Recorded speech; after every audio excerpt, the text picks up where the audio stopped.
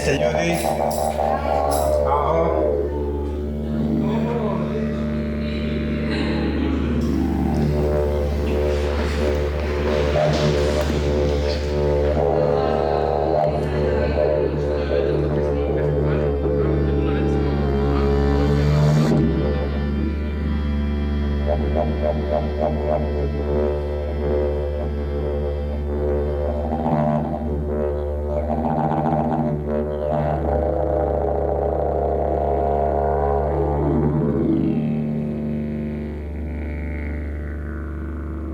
Moje ime je Bojan Bojić.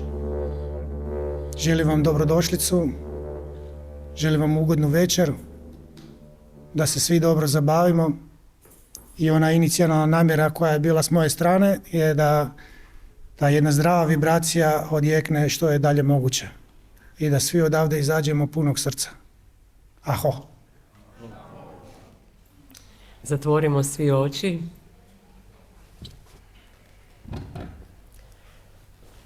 Popusti cijelo tijelo, sve mišiće u tijelu, rukama i nogama. Opusti mišiće lica.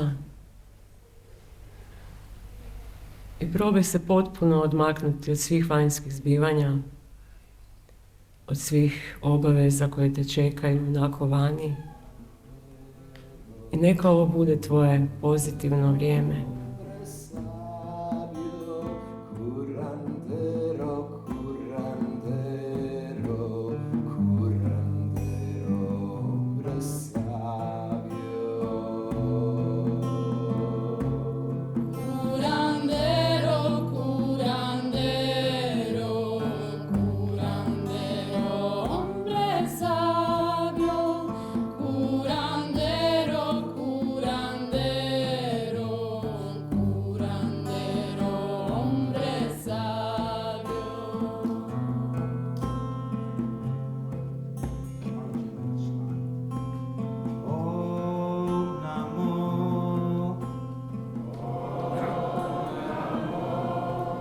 Bhagavate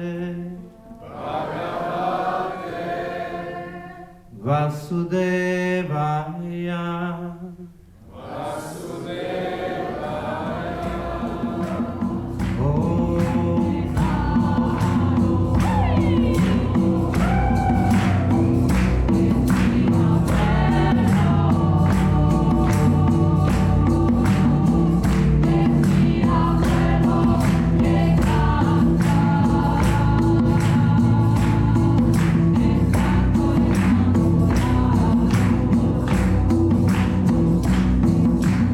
Svako ima svoju neku ideju šta je smisao ljudskog života. Ali prvenstveno smisao ljudskog života je samospoznanje. Da spoznamo ko smo. I to možete samo u ljudskom tijelu. Ako ste recimo u tijelu psa ili krave ili majmunčeka, ne možete se baviti samospoznanjem. Tad samo mislite šta pojest, di spavat, šta poseksat. Jel' tako? I eventualno obraniti svoj teritorij. To su 4 aktivnosti koje radi svaka životinja. Znači, jedenje, spavanje, razmnožavanje i branjenje. Ali ono što ističe ljude od svih drugih vrsta je baš to, samospoznaja. Da možemo saznat ko smo mi. I to možemo samo u ovom tijelu. To možemo sad, ovaj trenutak. I ovakva praksa ko što je kirtan nam daje tu snagu zajedništva.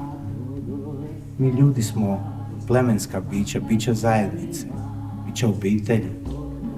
Danas se to propagira, budi sam protiv svih, sve, ne treba ti niko. Ne, mi trebamo jedni drugi. Oduvijek su ljudi tako živi. Zato kirtan nas povezuje zajedno, da učimo malo dublje u taj prostor srca i da istražimo malo ko smo mi i koji je naš odnos sa našim izvorom, sa Bogom, kako god želi.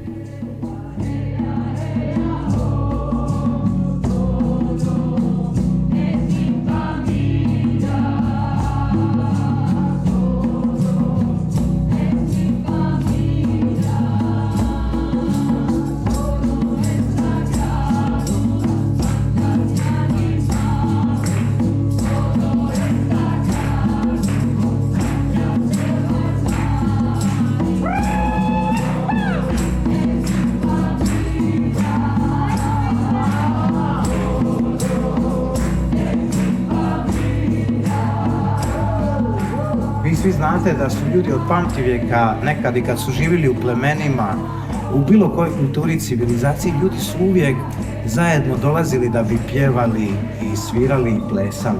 To je bilo prisutno u svakoj kulturi na ovoj planeti. Bilo da pričamo o Indijancima u Sjevernoj Americi, o Indijancima u Južnoj Americi, uvijek ćete vidjeti da su svi ti ljudi su se okupljali i imali to zajedništvo baš kroz muziku i kroz ples. Jer je glazba inicijalno bila dio ceremonija i ona je nastala kao takva. I glazba je služila samo za to, za ceremonije, za rituale i da se zajednica poveže. Malo pomalo glazba je postala zabava i dio što mi danas kažemo entertainment industrije. Ali nekad su ljudi se kroz glazbu povezivali jedni s drugima. Povezivali su se sa sobom i povezivali su se sa svojim izvorom, kako god ga oni zvali i percipirali, isto kao i mi svi večeras.